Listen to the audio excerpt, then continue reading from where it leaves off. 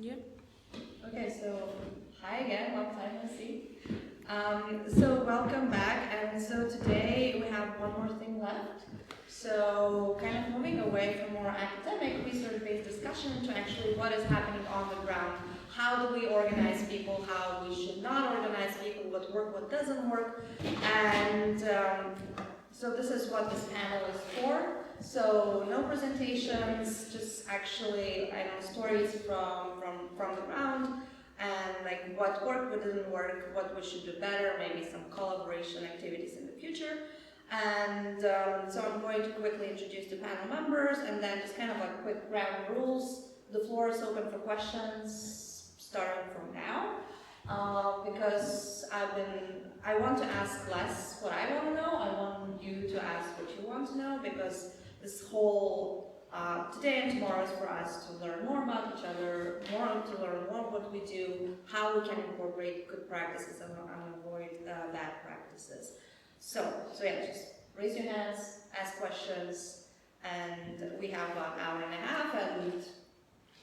But if we run out of steam, we can end earlier, it's not a big deal. And then continue conversations at dinner table. Cool. So with us today we have Jakov Kolak from Croatia. He is from the Organization for Workers' Initiative and Democratization and is a co-editor of its news website Radnička Prava, as well as one of the union's organizers. Then Jakub Grzegorczyk from Poland, a member of the National Commission of Workers' Initiative, trade union coordinator of the Education and Training Work Group, and editor of the Workers' Initiative Bulletin, and also he works as an aircraft mechanic. And Inga Popovaitė from Slovenia, she's a professor of history and geography and a political organizer in Cedra. And she's been actively working in Cedra for the past 5 years, building new unions in Slovenian retail, care and culture sectors, namely companies such as Lidl, Spar and others. And Matevž Hrženjak from Slovenia is a PhD student in history and active member of Cedra as well. He studies socialist theory and participates in Cedra's activities in building and strengthening workers' movement in Slovenia. So I will also want you all kind of maybe tell more about what you do, especially when it comes to organizing. What does your organization do? And then so we kind of know each other a bit more. So, go ahead. Whoever wants to start. You have to do it. You have to name. Okay, from this side. Yes. Okay, so hello, one more time. I'm Jakub from the Workers' Initiative Union, which is like to give you a little bit of context. Maybe this could be useful for the debate because every country has like particular rules about how the union works. Polish model, more or less, can be compared to the French one, when you have many different union organizations that have their own political agenda. Right? They have their tradition, strategy, etc. We as an organization, we started to develop from the anarchist milieu of activists, of people who wanted to introduce in the Polish context the idea of the, well, at first, red and black anarcho-syndicalist way of organizing trade union activity. It started as as many similar groups as a propaganda group that during the crisis of 2001 to 2003 and massive layoffs and massive restructurization of the companies was like encouraging workers to revolt and to break with the other unions, the official ones that were having a bit more social dialogue oriented perspective, and also were unable to defend the workers during that crisis. This developed slowly into like organization that has around 6,000 members and around 150 workplace sections, because well, Poland's like 90% of the union rights of the union tools that you can use are on the level of particular workplace.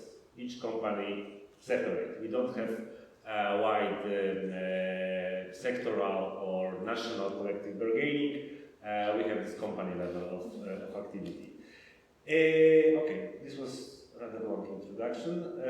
In the union, I'm responsible for the education and propaganda, this kind of stuff. I will try to tell about it more in the later sections of the debate. And now I'm taking the floor. Right. Hello, my name is Tina. Sorry for my bad English. I need to say this. I don't know. Be patient with me. But yeah, I'll try. Yeah, I'm in Cedra. So Cedra is a short thing for Center for Social Research. We are a political organization. We are a socialist organization. Our aim is to strengthen the workers' movement. So that's why we are working with workers. We are establishing new unions inside sectorial unions because we don't want to fragment the workers' movement even more. We are active especially in sectors that are crucial for the reproduction of the workforce. So retail, I'm working especially in retail, health and care, also education, culture is something new. We didn't plan, but it happened.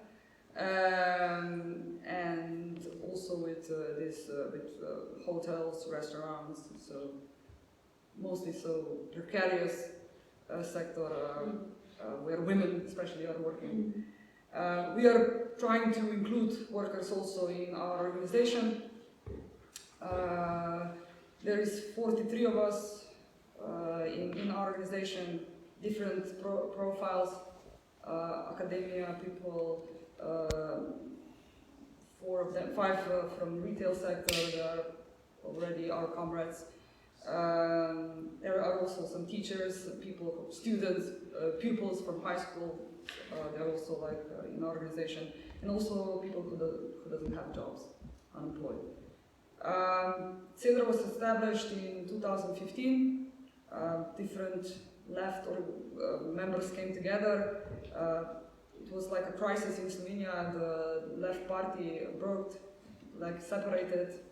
One part went into the parliament, others, a lot of them just, I don't know what happened with a lot of them, they just went home, and some of them wanted to change things and started to work on a field with the base, because this was the main crucial problems also inside the party. So yeah, the main maybe methods that we use is co-research is the most important thing that we use. This is a method of operaista movement in Italy, and we are also using this organizational approach that we talked today. Jane McLevy, Uniglobal are also teaching this. It's nothing new, but things that we are trying to evolve in our country then. And yeah, that's it for now. Yeah, maybe I will just mention why we are more active in the retail sector, in the care sector, and in the sectors of the reproduction. It's because Slovenia, as most countries in the region, is very export-oriented, and those sectors are the conditions have to be good for the national capital, so they have peace. There's no strikes, there's no work stoppages, so the workflow is constant. And we also need the wages in Slovenian context in the export sectors are higher than in the rest of them, but in the context of the European Union they're still low, so it remains competitive. And the salaries in there still haven't risen, in the past years they're trying to block them at the same level. And this comes at the cost of the workers in the other sectors like retail and care. Their services need to be cheap, so these people can afford them and don't cause problems like I want higher salary, And so the wages in the retail and care sectors especially are very low and very terrible work conditions. this atypical job employment and stuff like that. And so there's a huge potential like for organizing in this field. So we went inside, and there is also a lot of unorganized workers in this sector, because like in the export sectors it's mostly metal, electrical industries, working for the German industry in the majority. They have union representation, they have collective bargaining and so on, and they're not even interested in searching for other methods of organizing because they have access to workers. They have like probably around 40%, 45% density. So you know the part where you can really affect pressure capital, the capitalist class, is then in these reproductive sectors which are weak, and where the workers are very dissatisfied with their position, with their work conditions, with their salaries, and also the services, since the sector is not working very well, are not good. You know, they are not in the high quality as they should be, so they don't fulfill all the needs that the population needs. And there is also pressures for further privatization in these sectors, because now we still have like decent public networks of elderly homes, of care homes, and stuff like that. So there was huge potential for organizing inside. There was a need for organizing, you know. There was also some individual workers who were searching how to organize themselves, what to do, how to better their positions. And this is how we got started in the sector, and we steadily grew. And this is where we still remain. And yes, the more active we are, and we had some small successes in the past 4 years. Other unions then hear about it, that especially like the service and tourism sectors, and they contacted like us, can you help us with our campaigns? You tried some new methods, maybe we would like to collaborate. So this is where we are now. Okay, maybe I can use the introduction to also answer the first question that you asked me. So Yeah, we can so combine let me that. ask me let me ask the question. You can ask the question, then I'll. Cool. So I have some questions prepped in case you don't have enough questions, which I hope you do. So my first question actually was to Jakov, that because your organization has roots in blockades in Croatian universities, and I kind of wanted to know more. So what did you learn from that, and what came out of this cooperation between students and workers? Because when we see protesting students, a lot of times it means like it's very different from workers, because like the blue collar and like white collar, all these like different like classes and stuff. So so what comes from cooperation? Okay, first I'm way too young to remember that, to participate in that. This is something that I came later in.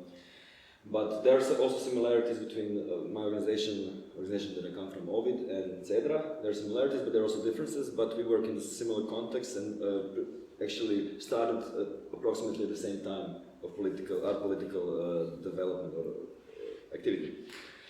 So there was a big blockade of faculties in Croatia 2009, fight for free higher education. It wanted to spread out of the university. It didn't really spread out, but I'll not go into that fight now. But from this fight arise different groups that wanted to do different things. One of the groups that founded RID was the one that wanted to work with workers.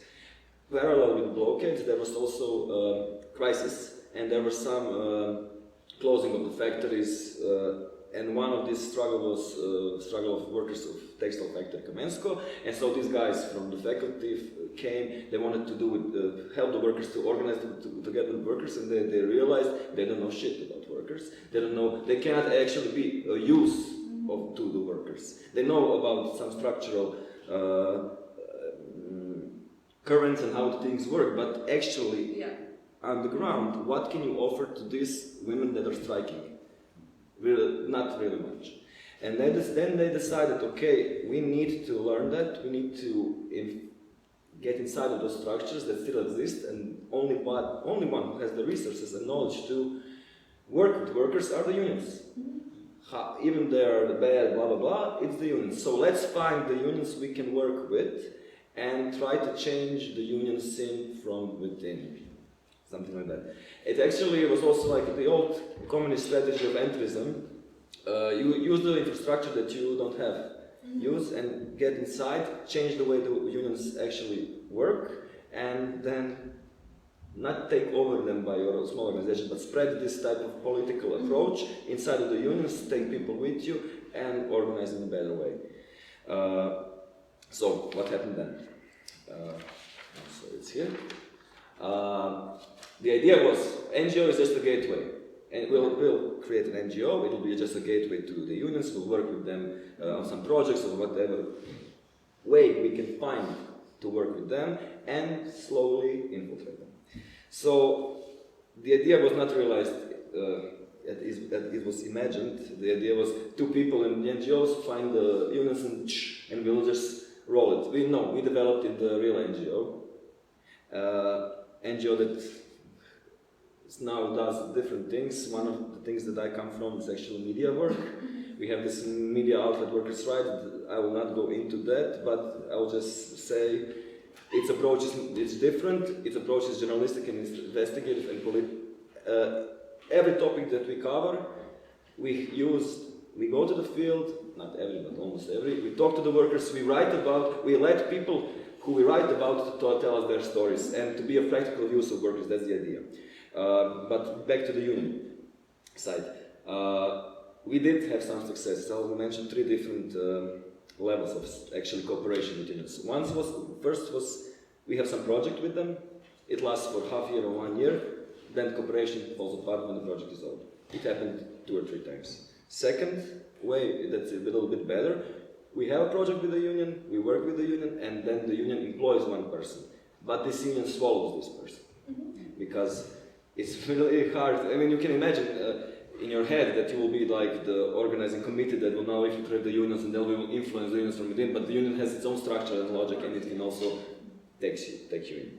And the third, the most successful, that we waited for 10 years to happen, is take over the union. This happened to the union that I now work in. So that we were cooperating with this union. He was an old guy, one guy working the union, small union, 500 members. He was fond of us, he wanted to go to retirement, he told us, boys, take it over. So it was like fine takeover, not like very hostile. No, it's not hostile. No, it was building 3 or 4 years of work together to take over it.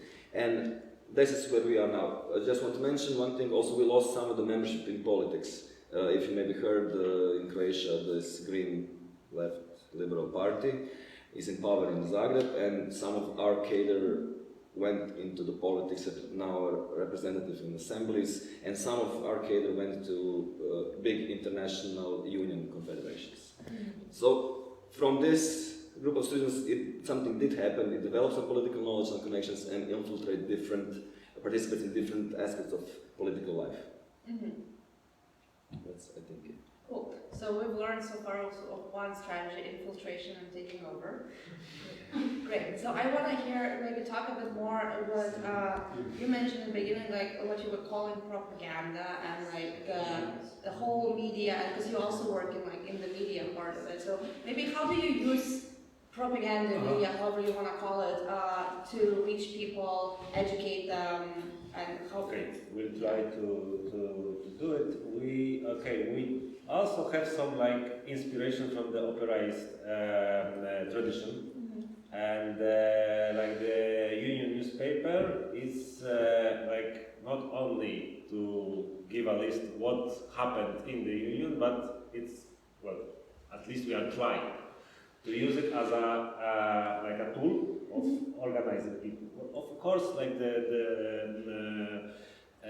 simplest way to do it is like to directly ask people from who are conducting particular struggle. What is it about? Because well, in general, when you talk about working conditions in Poland, like the debate, what you can find in the mainstream media is rather shallow. You don't get into details, like the stuff of intensity of work in the logistics sector, or like working time organization. Like people talk a lot about 4 days of work, that this should be like the current goal of the left-wing institutions, organizations, political parties, but they do not, when for example the Social Democratic Party Razem proposed a bill that we want 7 hours days of work, like cut 1 hour from the 8, and we had a union meeting on that with the people from the logistics sector, from the industry, and they were like, we do not work 8 hours. Like, it's usually in the industry and logistics, you work from 10 to 12 hour shifts. You have very different organization of the working time. So, like, to well, first of all, it's to like to get people to know this peculiarities of the reality that most of the working people confront. Second, like, well, when you have your own newspaper, you have to like distribute it some way. We do not use like the commercial ways. We use it as a like old school ways from the 70s. You start in the when the morning shift enters, you are at the gates, giving people the newspaper. Also, like to give them example. Like when you ask about what works in the organizing or motivating people to do something, from my experience, like the example, look, they are from the similar workplace as yours. They have also shitty contracts. They also have people from, I don't know, small villages with no tradition of union struggles, and they manage to do this and this. Maybe it's also possible in your company. Of course, it's like not like 100% success, but a way when you like move from the very abstract general idea of I don't know, workers' rights, decent pay, to the very practical that look like they managed to get I don't know, they managed to shorten the working time in the warehouse of the like. Avon cosmetic distribution center, because they use the laws about the how to say safety procedures, right? When you have to measure like how intense is the work and how many calories you burn during your shift, maybe it will be useful also in your work. So yeah, basically this. Yeah, I would say in of course we also do the training and like the meeting of the different people from different workplaces, giving them okay, the law says that, the practice is that. You can okay, there is like it's very hard to make a legal strike action in Poland, but for example, people like the tram and the bus drivers in Bydgoszcz in central Poland, well, they didn't go in with the official collective dispute procedure that you need to fulfill before you do the legal strike. They just did it as a wildcat strike. Maybe this can be useful in your company. So, well, examples. This I would answer this question. Cool. So I guess just like actually adding to like this, like Jakov, you also work in the news part of your organization of the Workers' Initiative, right? Yes. Yeah. So because you were saying that something that hasn't changed since the 70s, so like for 50 years, it's like paper newspaper. So do you guys also do like paper, or do you do more electronic? And do you see any? Media work is connected with the organization itself. And it's not union website. It's not a union propaganda. So the media work is much broader, and we use electronic. It's only electronic. Of course, when you the method is include people into the workers or union representatives, or whoever is knows something about the topic, or this topic affects him. When you write about it that way, then these people share these articles to their colleagues. We also come enter the Facebook groups and share it like that. But that's a different topic now. The thing is that I'm still not good at it. I don't know how to do it, because we workers also we have materials for the workers like basic stuff, how to quit, what happens, blah blah blah. at this, and when they call us with the problems, for example, 1 worker a week, that's the tempo, calls through this website, now I'm not talking about the union, and I help them and I cannot join them in the union. That's the thing I'm lacking. I cannot convince them to join them. I don't want to sound it like a blackmail, and then I'm always too polite and not convincing enough, and just help them and never get them in the union. So this part doesn't work. But as a union, we still don't have capacities. I mean, it's 2 of us, and we still have a lot to learn. We're bad union organizers, to be honest. I mean, in a sense. It's only been less than 2 years.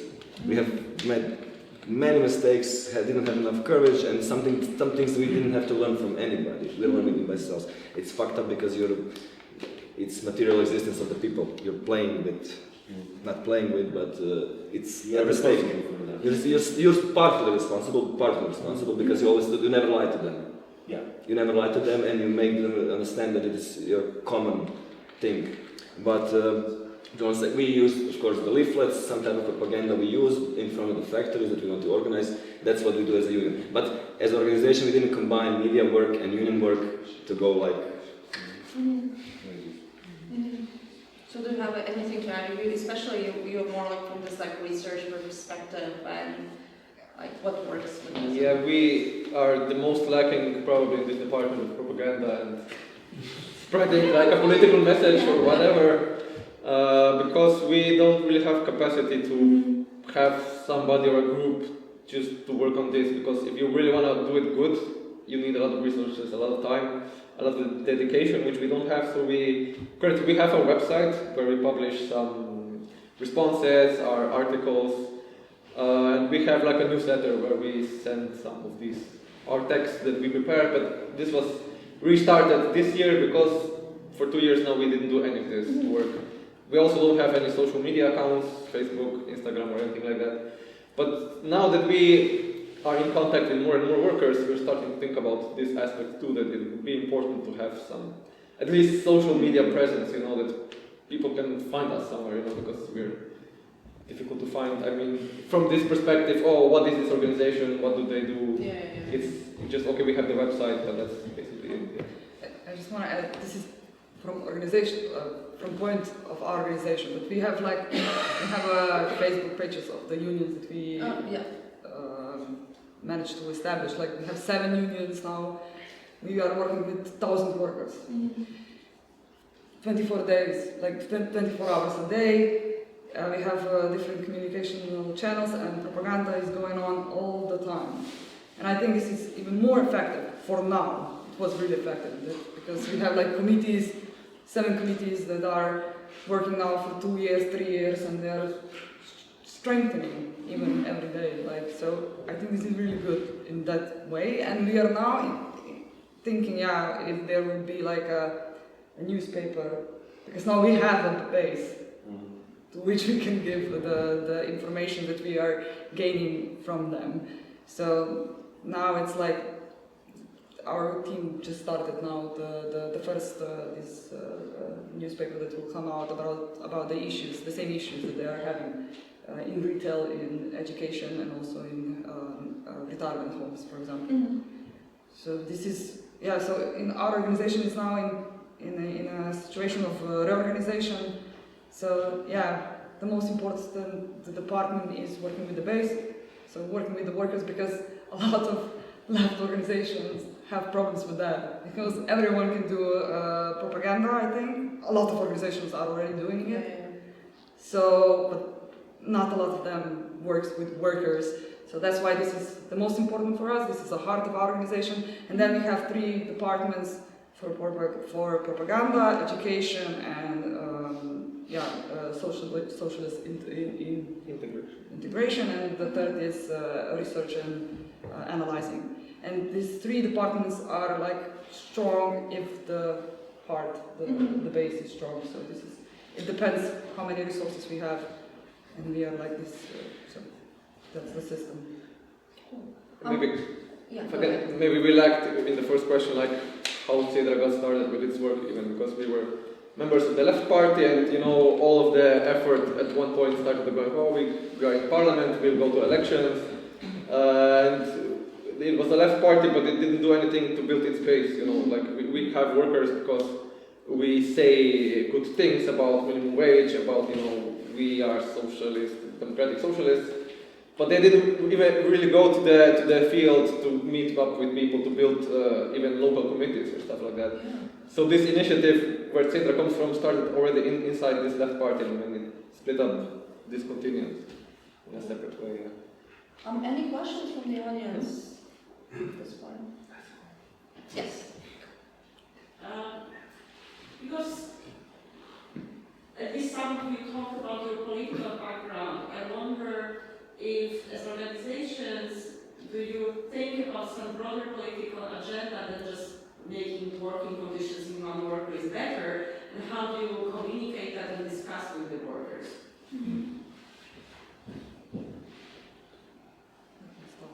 Okay.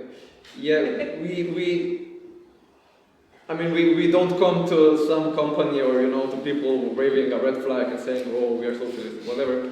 But also we don't actually try to hide that. You know, we talk about this openly, and we have like our long-term goals, which is like, you know, the ideal goal is like a socialist transformation of society, you know, which we are like to achieve. Maybe it's a utopian dream in this situation where we are at right now, but maybe, you know, it is what we are working towards, and people know that. You know, and we are organizing, and not just people who have 50 euros better pay or whatever, but to transform society, you know, to become active. And it turns out the more active they are, the more they are involved in their workplace, and they meet other workers. You know, they see the situation more from a more global perspective, that everybody is in the same situation, exploitation is the same, even you have a high salary somewhere, you're still exploited, and they really, you know, people start to understand we need broader changes than just, oh, this one company now has a collective agreement and, you know, we're done. No, that's basically just the starting point of what we would like to achieve, I think.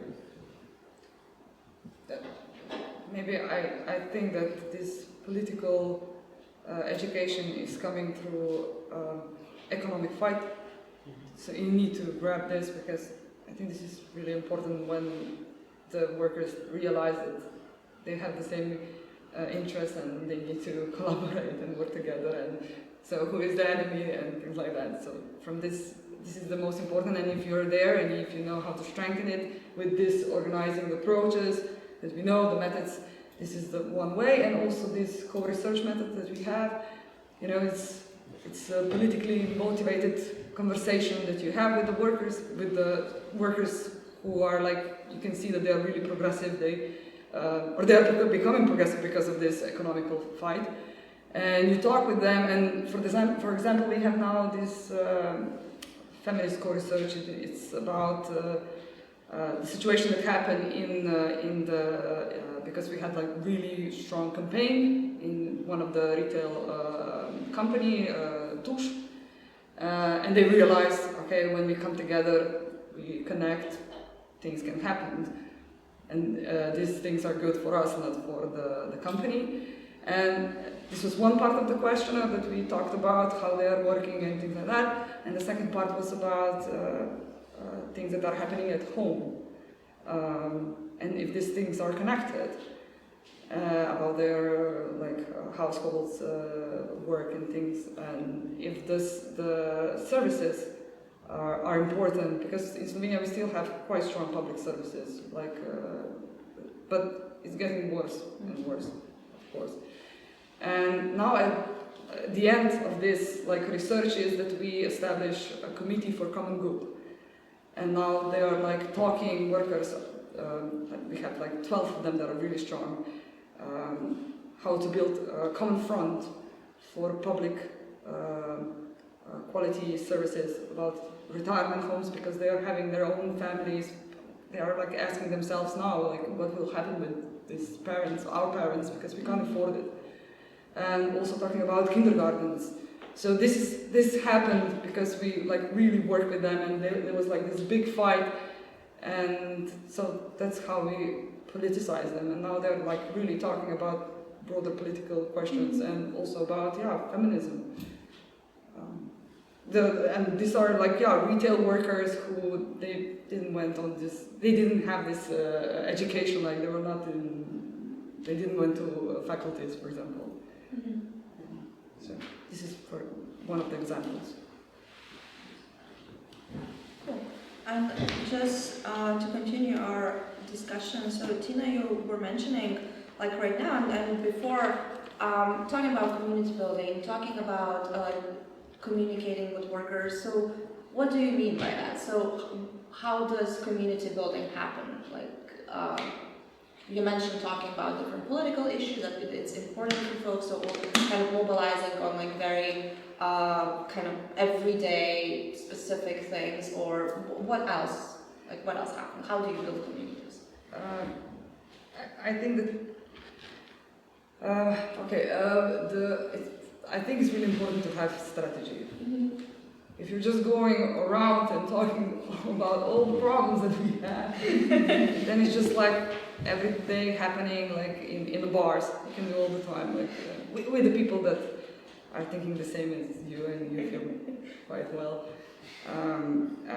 So yeah, I think you need like really good strategy, how and when, and sometimes some of the things looks really not so revolutionary, but if you are motivated and you have a goal and you have organization, I think it's really important to have organization where you have a team that you can collaborate, you can talk, you can evolve, because even the strategies can change and you need to use different tactics all the time. Mm-hmm. So you need good organization, team, and you need money, because we need professional organizers. You need to have time, like 8 hours or even more you need to work. Like I'm working a lot.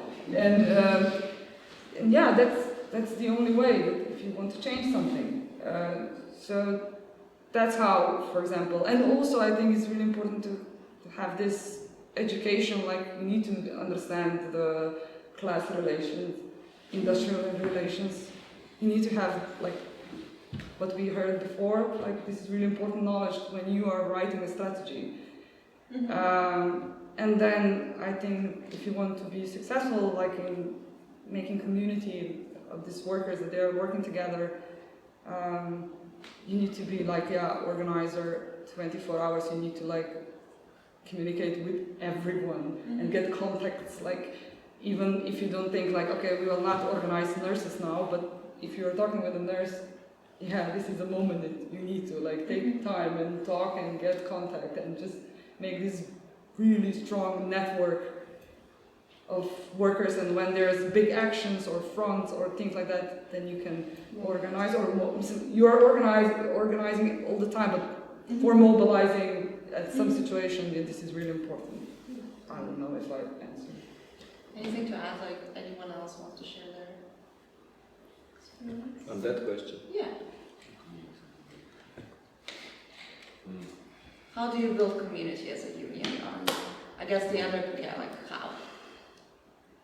Well, that's one of the toughest things to do. In fact, I don't know like how in your countries, but in general, well, of course, with the neoliberal globalization, we have this atomization of society, which is like the first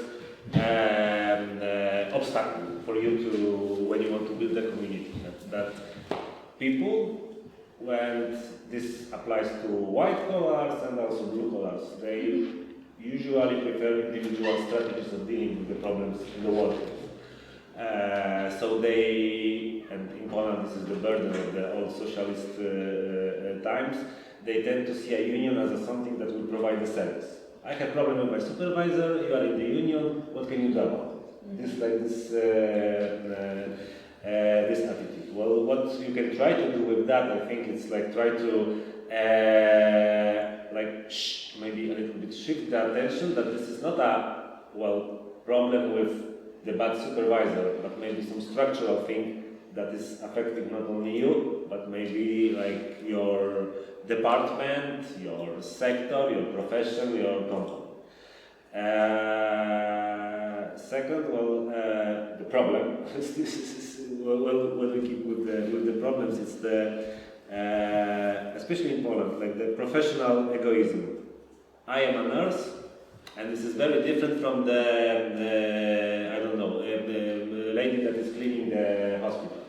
I'm cleaning the hospital, and this is very different from the guy who is like running the ambulance. This kind of like a feeling that situation of my particular profession is exceptional. We have very different problems from them. And well, to do something with that, it is like I cannot give you like good answer to this question. Like we are still trying to find out. It of course it differs like from sector to sector. Like there are sectors like education, healthcare, construction, when this professional identity is very strong and it's like almost impossible to battle because also the unions are organized in the way that each professional group has its own union. And but well, when you talk about logistics, for example, it's a little bit more flat, the structure. There are not that many differences between the people who are doing similar jobs, and it's easier there to like to focus the attention on the problems that can be well, at least company level. So maybe like from company level to the branch level, national, global, stuff like that. Okay, but those were the negative things. Maybe one positive good thing, and it's also like it connects with the topic of the former speech about the transnational dimension of the activity. I think our section in Amazon warehouses did a great job when they established an umbrella organization that is called Amazon Workers International. What is good about it, like they are open to workers from the Amazon company in every country, regardless of their union affiliation. So you have radical unions and reformist and bureaucratic, non-bureaucratic, big, small. If you want to be part of the network, you are welcome. We are not focused on the union politics, who is like dealing with who has like what party connections. We are trying to bring Amazon workers, yeah, like the name states. And like they don't have any like I don't know spectacular successes like the transnational strike in more than one country, but at least like the communication, the debate, and like how to say steps, small steps in the direction that maybe something could be done in the same time internationally, which is like I think we and when I say we broader union movement. We have many international meetings when we are stating that we are in solidarity with one another, and then, well, that's it. They try to do at least that, okay, the workers in Germany, in the Amazon are striking, how can we help them in Poland? We cannot do the solidarity strike because it's like illegal in Poland in this particular context. We will try to do work to rule. It was not a great success, but at least a few times they tried to like do the practical solidarity and like that there is some community of Amazon workers in Germany and in Poland and in the States. So can you just a bit elaborate, what is work to rule? The kind of a strike when you like strictly obey the rules in order to slow down the production process. Like you are really detailed about like everything you should do, and usually you don't do during your work because it's slowly get done. Okay, that's a good one. Yeah. Any questions? Yes. I think that might do a lot of community building, but I wonder, so during the day we mentioned the events, we phrased it this way, saying like, we will come and organize them, we'll come and empower them. How to avoid this kind of hierarchy and ensure that it's actually people who are organizing themselves and not us clever guys coming, with a academic background or coming and like raising them, but rather, making it a bit more of a self-organizing. And is there such a need at all?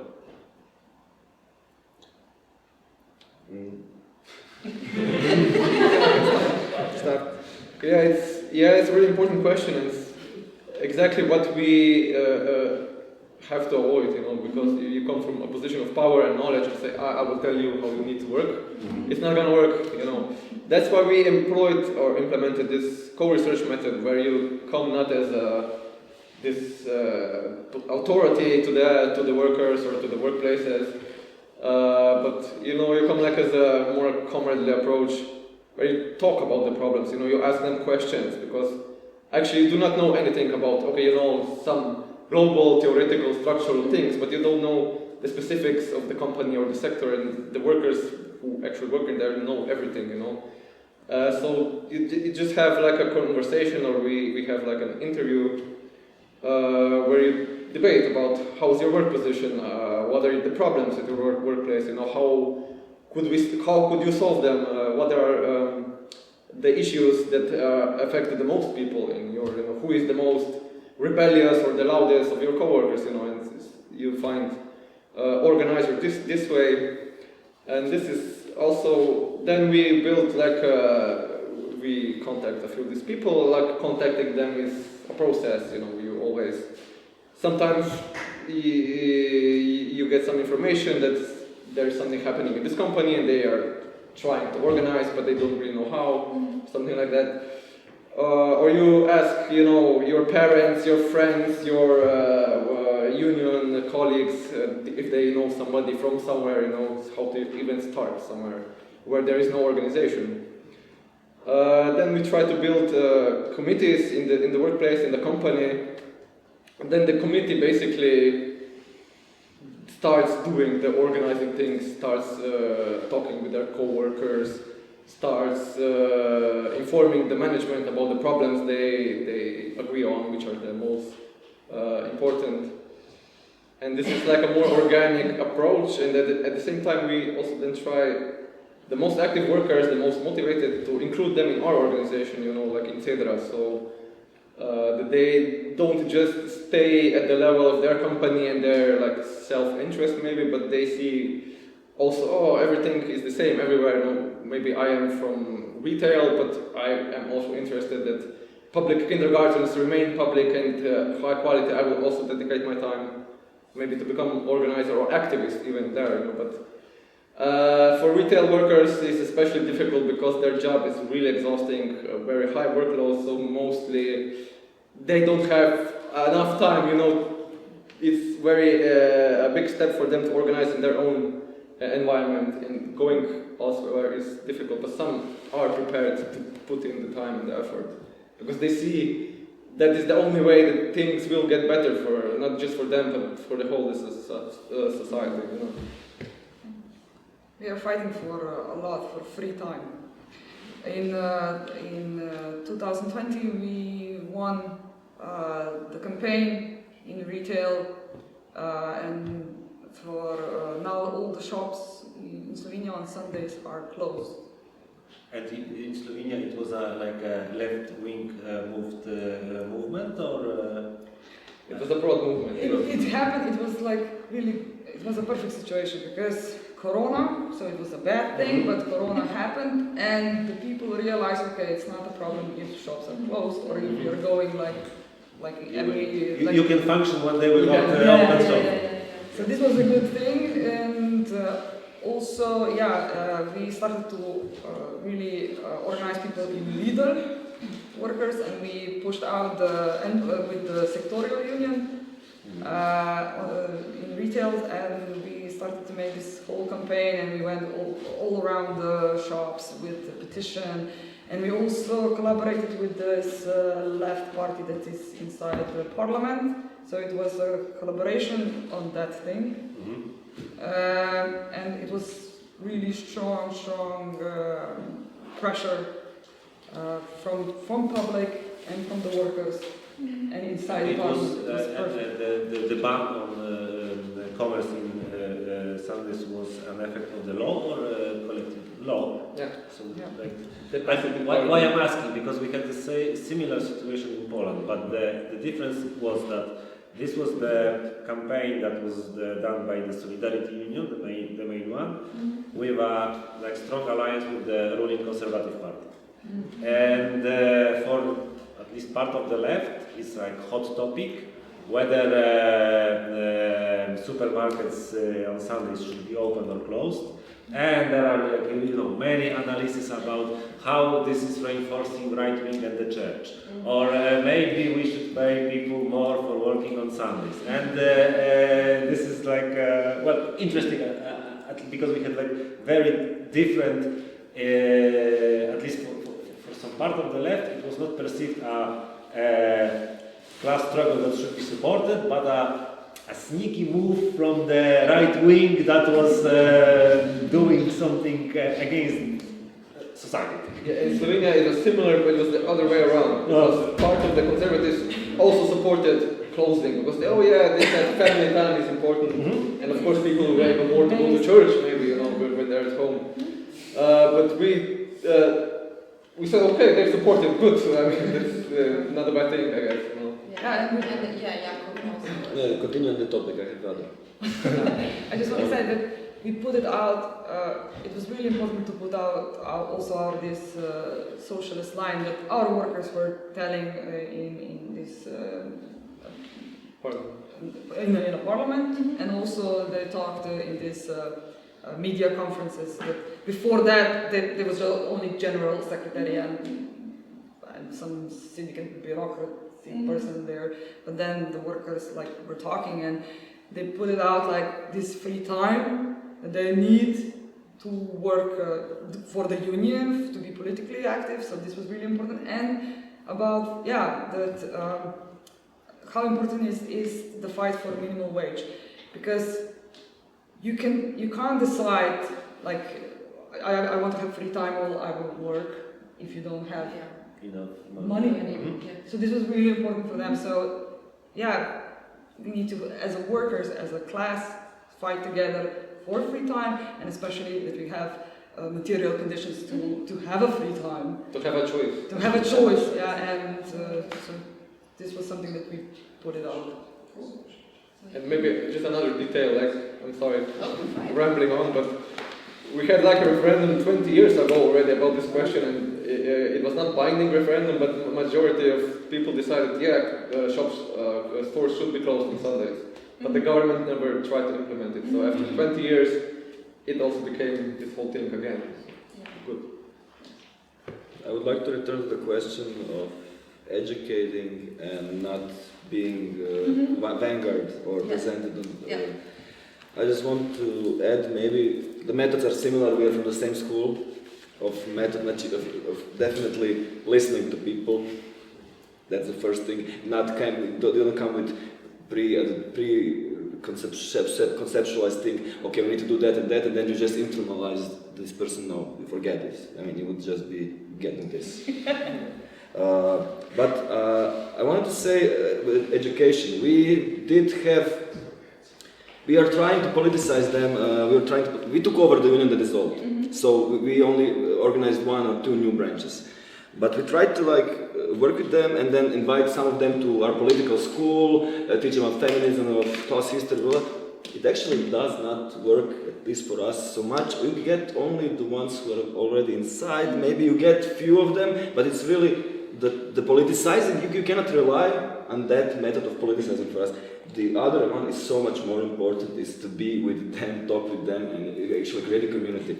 Forget all the shit you think about, all the prejudice you have, all the requirements you have, that somebody needs to think this and this for you to talk to him. No, I mean, you're going to we actually work in the private sector. We also have the workers that are hit the most, losers of transition, that's been filled with the most garbage, because they're the ones who are actually being most fucked up. So of course they're hating migrants. It's not their choice. It was something that was a political project. But I wanted to say, I'm going too far. I don't think it's my goal. Honestly, it's my goal to teach them or to lead them. I also don't think I need to explain that they're being fucked up, because they actually really know it. They understand the class struggle. Most of them understand the class struggle. I mean, they understand the relations. They understand that they work more than they get.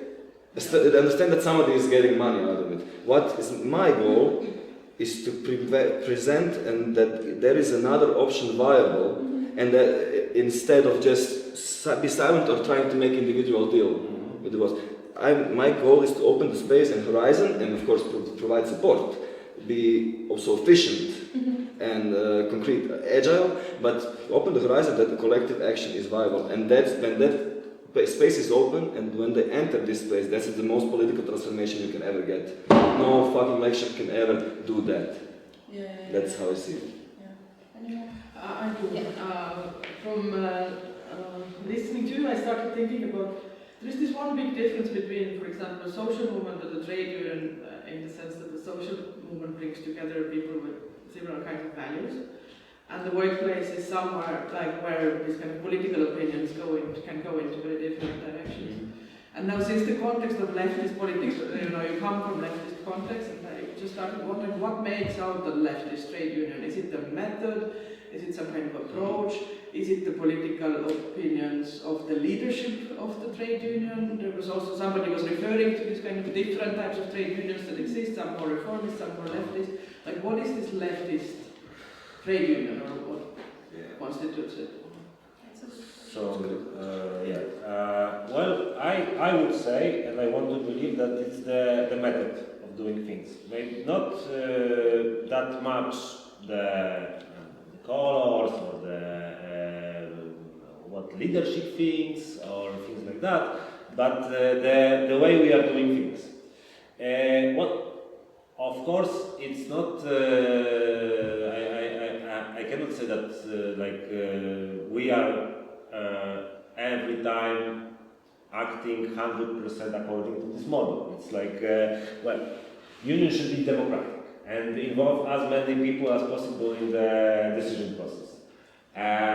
We try to do that, that's for sure, but, like, for example, there are cases, quite often, when the general attitude of the workers from this workplace or that workplace is like not that radical as we would like to.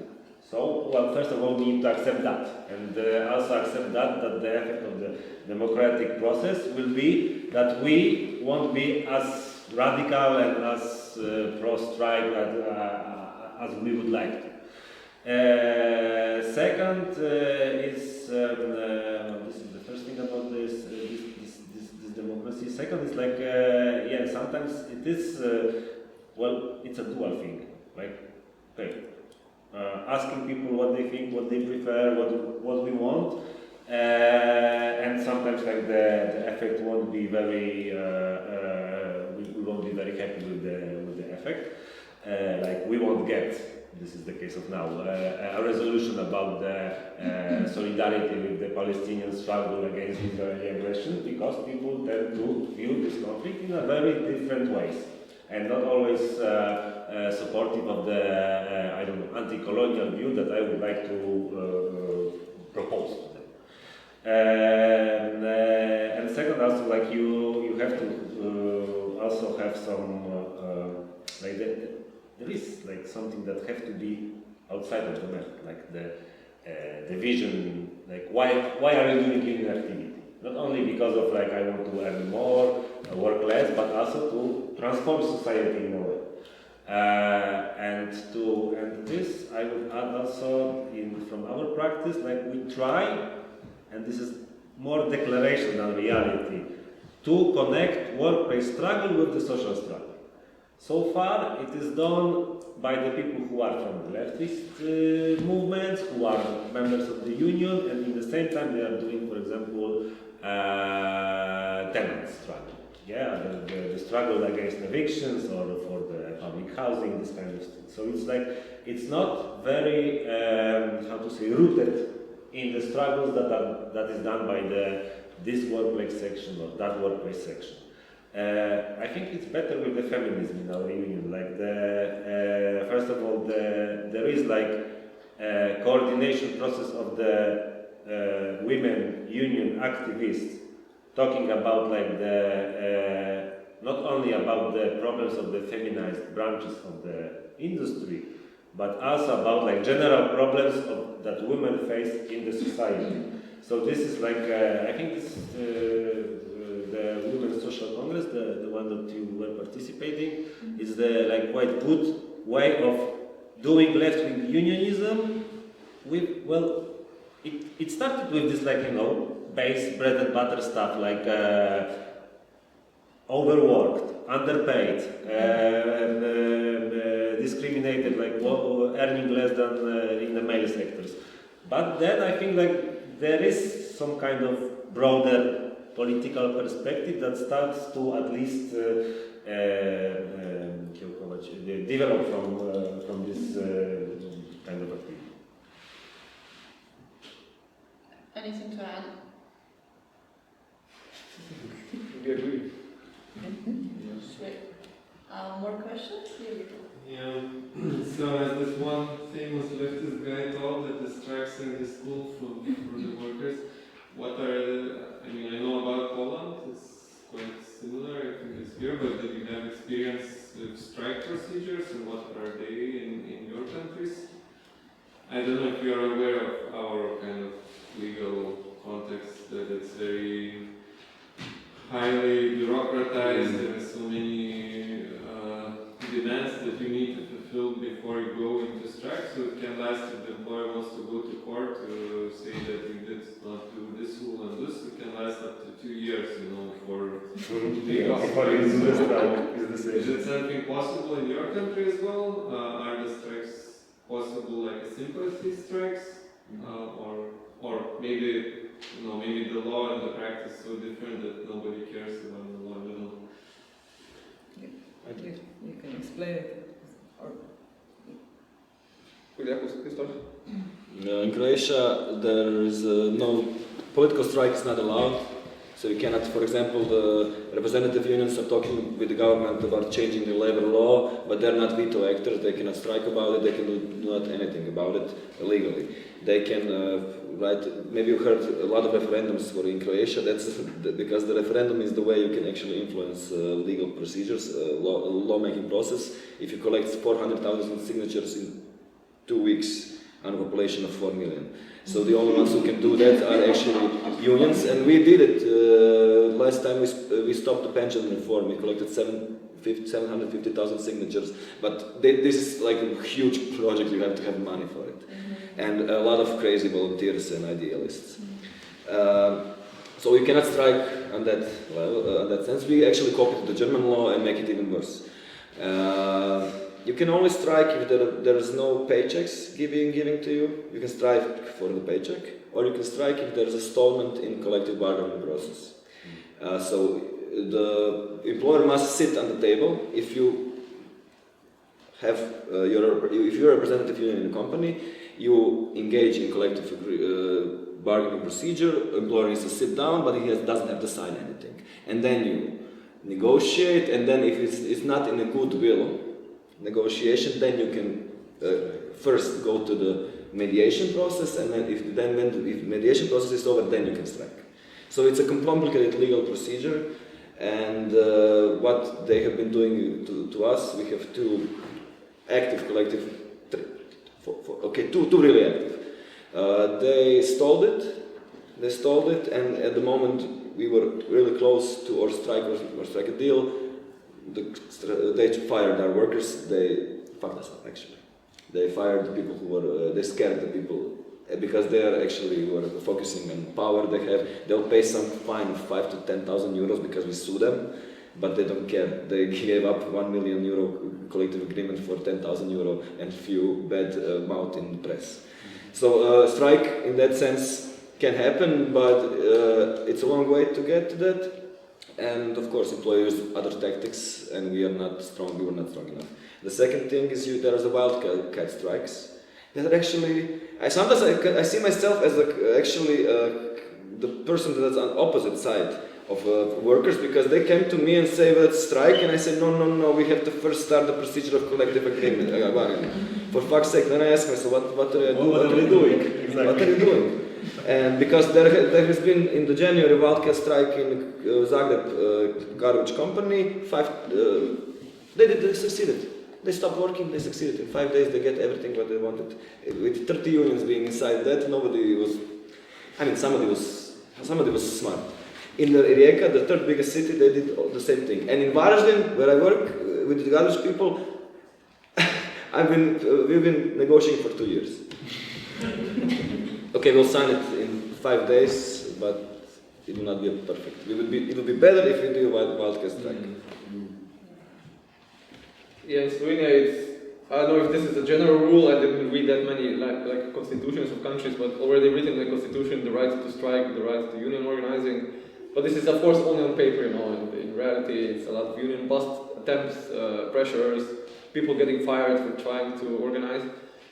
But the strike legislation is not as complicated. Yeah, we can't have political strike like Jakub mentioned. But there is like a possibility of a general strike, like where all union confederations come together, sign, make demands to the government or to whoever they can declare like a general strike. But this hasn't happened since 1992 was, I think, the only one in the history. But in like in a single company or sector, you have to have a representation, like a union that is 10% membership, or the majority of workers, like more than 50% in a single company that are not unionized, have to sign papers saying, "Oh, we want to strike for this and this demands." Then the workers have to give their list demands to the management. They have like 8 days to respond or something. If they don't respond, if they refuse you, then you can call up a strike. Then it's like 5 days from the day you said you will strike that you can strike. And it's not permissible for that time that company hires other people. They cannot, you know, hire some company to come and beat up the workers or whatever. But the union also cannot prevent people who do not want to participate in a strike to go on work if they desire, you know. So but it's not like a complicated procedure to start a strike, you know. And we also had some wildcat strikes which were still more successful than these regular strikes. In 2009 there was like spontaneous strike in one of the biggest companies, Croatia, which makes like refrigerators and stuff like that. They get a lot of their demands, and their pressure also brought out the unions at that time, and that was like the height of the crisis, the 2008 crisis. And on the national level at that time, there was the record raise of the country minimum wage. It was like for 120 euros, which was the biggest raise in the 30-year history of Slovenia, you know. So it was very interesting that people were very angry at that time, and they managed to push for this in the middle of the crisis, and you know it didn't worsen the crisis. So everybody was saying from the capital representatives, yeah, everything will collapse. We cannot afford this. It's a crisis in the world. What are you doing? But you know, at the end they managed to survive. I just want to add, yeah, because it's not a problem. Last year we were like really close to strike with this union Tush, representative, but the negotiation went well, and quite a lot of workers were really like not so glad because they really wanted to go on strike. It's 2 hours just to like show finger to the management. But yeah, now we are also preparing because it looks like we went there with they had this conversation with the management, and they were just laughing to them. So we are now going to all the shops and prepare for this. Yeah, I assume like Kasia will tell more about the procedure tomorrow, so I don't want to go into the details in Poland, but maybe like just to continue the thoughts from the beginning, that because of all this complicated procedure, well, of course, like I think, especially in Poland, we need to be like more creative a little bit and try to, well, first of all, in most of the places we are at the level where not a strike, but any collective activity of the workforce is a problem. Because people are scared, people are scattered, people are like not used to doing like that. Like, you know, in most of the companies we are at the level when we are talking, let's make a demonstration against how the employer is treating you during the negotiation of the agreement. And maybe, but it's so radical, do we have to do it? So first of all, like in most of the places we are at this level. And like shifting people's focus from like let's find the law that will, we will find the article in some law and it will tell the boss to do what we want. No, first of all we need to convince them that it doesn't work like that. There is not such a law in most of the cases. Maybe except of the cases like he do not pay you the amount that he should pay. And shifting the focus that it is sometimes more important to do some picket line, to distribute the leaflets than to do the professional legal letter to the employer written by the very important lawyer with many titles and stuff like that. This example of Amazon, when they tried to do this work to rule or go slow, or however you call it, I think this is also the direction we need to explore more. And one interesting fact and good thing about the three main big unions in Poland is they did so in 2012.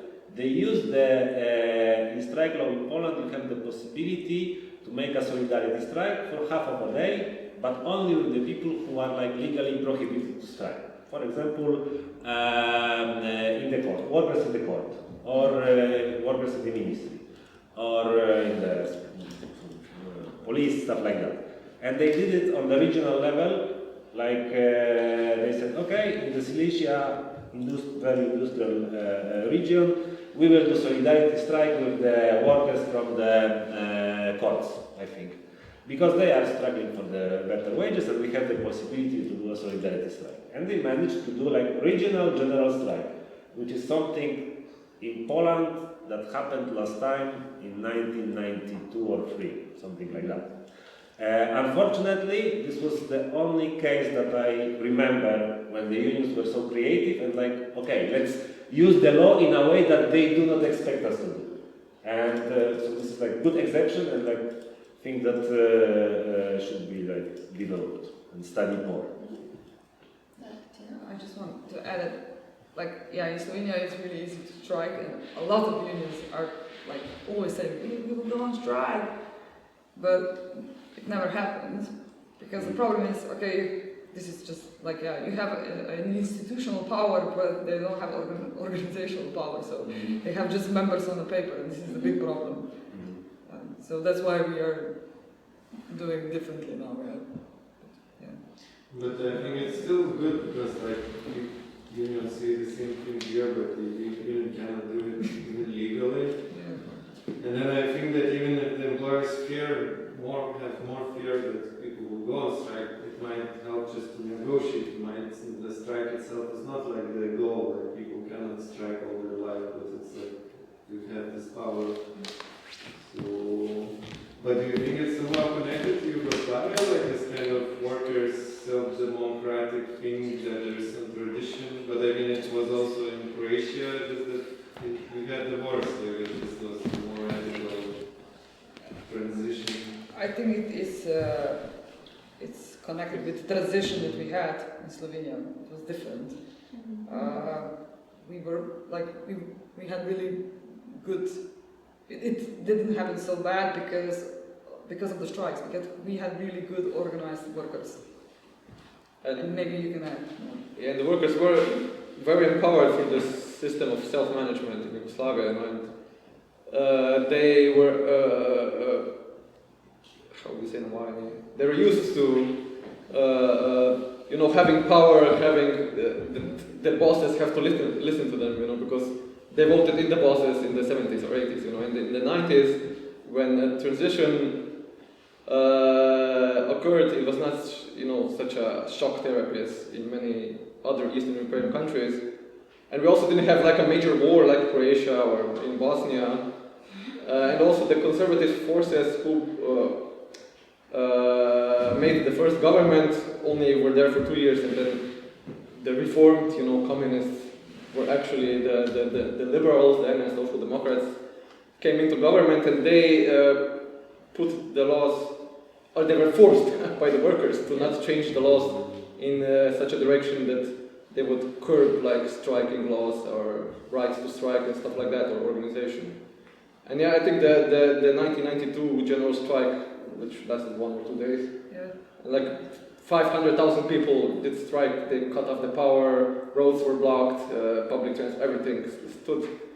Really installed fear, like in the politicians, and they didn't try to get into this too much, you know, and say, okay, we will leave these strike laws very similar as they were actually in Yugoslavia, you know. Yeah. So and we still have them like this since then. And there were no, actually, also no major attacks trying to reform them now, like in the past 10 years. They're still nobody wants to touch this part of the legislation yet. Yeah. But I think eventually we will get probably to that point as well. Because still the unions we have are very conservative. They're still just used to defend what they have since these times I'm talking about. And gradually, you know, things are being cut very slowly, but there are pressures all the time. So we'll see what the future will bring. I'm not so pessimistic, I think. Good. It's going well. More questions?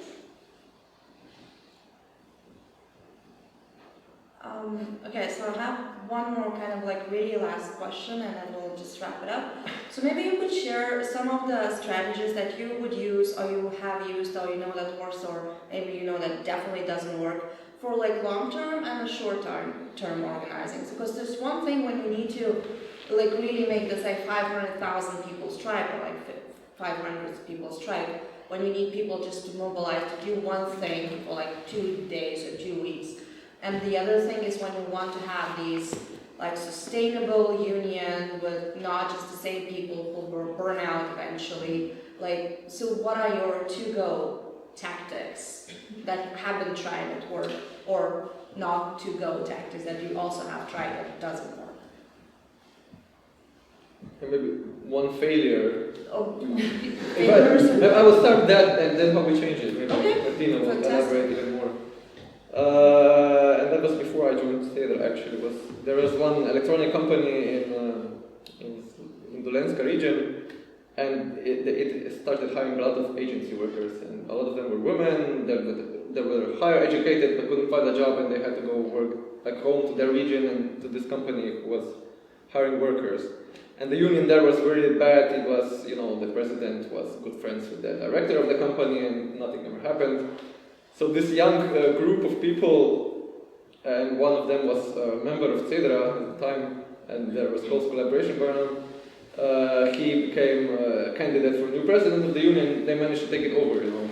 And he was like our guy who will spread our tactics and methods. But then, since he became the president of the union, he also became affiliated, you know, to the sectorial union, which was a strong, with good network. And it ate him, basically, you know. He cut contact with Cedra, he doesn't want to talk to us anymore. So we lost that whole union, which we basically helped to build, you know, we have no more contact with it, nothing. So what we then changed is, okay, don't rely like on a single person, one person, and that's why we built committees, where there's more people inside. So even if one is put under some pressure or whatever, there's still his colleagues that will, you know, talk things out and everything, and it's not all on one person. I think that was like an important lesson for us. That seems like a good lesson Yeah. to learn.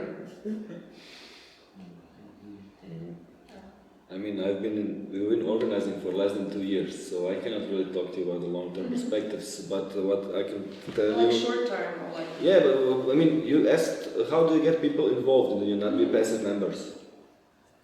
To be inside of the union and to constantly... To be active, okay. Yeah. I mean, long-term commitment, you get long-term commitment when the people became actors and not instruments of your agenda. I mean, that's the moment when they feel that the space where they actually can decide. They call you for some type of advice, security. Of course, you're like partners, but they take initiative themselves actually for some stuff. I can tell you, I want to tell one nice moment. I mean, there's also loyalty. Personal bases are also important. Call them when this shit happened, when the 4 workers was fired. We called each one of the member and talked to them. Talk to them about it. I mean, you do care. You do care.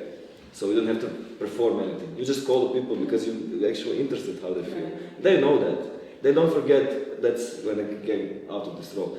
Then I realized what you succeeded with it. They know that you called, that you care, they talk to you, they share with you. And that's the moment they didn't left, even though they were scared. No one went out of it. They didn't want to strike. They didn't have courage, but nobody also did a sign of the union. Just one woman with children. But I'm saying, so it happens. They're still there, even though they're being silent more. But I want to say one nice thing, because I see this, that you have a question, any horror stories or any success stories. I mean, often it's just in between. It's never a horror, and it's never a really big success to us yet. But one thing that really, after 1.5 years of organizing this call center from the beginning, from 1 to 70 people, I remember the moments. We were also learning a lot with them, and they were learning a lot. Everything was new to us. I remember that in the first meetings with the boss, when we started to complain about some small issues and sending our union representatives there, they were always, okay, we need to come to you, to the central, prepare the meeting, prepare the talking points, and they were always relying and asking us, come with us, and then we would always come with them. And after 1 year, what happened, we also got used to this model. They called us and we were preparing for a new meeting, and we asked them, should we come with you? And they said, no, don't come with us, we'll go alone. And later they called us, and 2 hours later, the moment when they were telling the boss in his face that he's a liar, that he's manipulating them, and that the facts are like this and this, without us standing aside, without us preparing this point, that's the moment of transformation. These 3 people who didn't know each other before, now were there and defending without us being there. It was one of the most beautiful moments for me to see this transformation and this courage that came out of. I mean, they were the same people but different people because of the union. Yeah, because this is basically what I'm referring to. Because I do see in that the potential of long term, and you actually do something yourself. Mm-hmm. And That has to be like that. Yeah, that's beautiful. Yeah. Okay, so it's hard to tell the general rule applicable to all the countries, workplaces, and branches and stuff like that. But from my perspective, I think for a short term campaign oriented to win something, I think the relatively not too long time and to mount the pressure constantly. This is what we need. To start from the scattered group that would like to do something, then to organize, of course, establish some official structure. The structure starts to articulate what they want. Then they start to pressure in a form, I don't know, public demonstration, maybe signing with your name a letter to the employer that yes, I am in support of this particular stuff. And then the strike is something that usually has to happen in order to win anything that is really valuable. Because if it doesn't, and you will go back, usually you will end up with the agreement that is not that very satisfactory. This is what we have now in the schools in Warsaw, where all the people outside of the teachers, the cleaning ladies, the assistants to the teachers, they are organizing in our union. They are in the collective dispute procedure. But since this is the collective dispute procedure, it started in June. We have almost end of the year, and they are still in the process of negotiation and mediation with the employees. But they managed to at least mount pressure a little bit, and what will be a little bit contradictory to that, for the structure to survive, people also need to have a little bit time off and not be in the constant struggle. Because being in a constant struggle means that you are in a constant negative interaction with your supervisor, with the people in the workplace who are thinking that you are bringing some bad things on them because you are reckless, and constant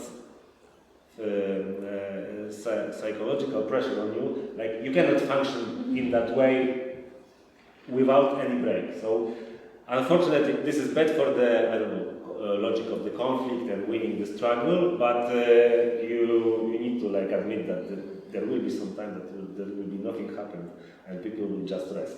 And if they don't, they will burn out and just switch to other workplace, leave the union, said, okay, that's enough, I cannot do it anymore. So I would say like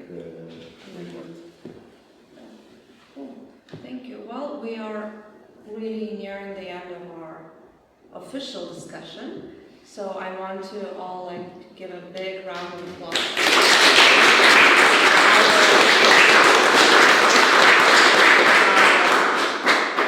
to our panel, and I would invite to like continue this discussion later throughout the evening. And Please don't continue this discussion. Let's eat and talk about concerts or beer or something.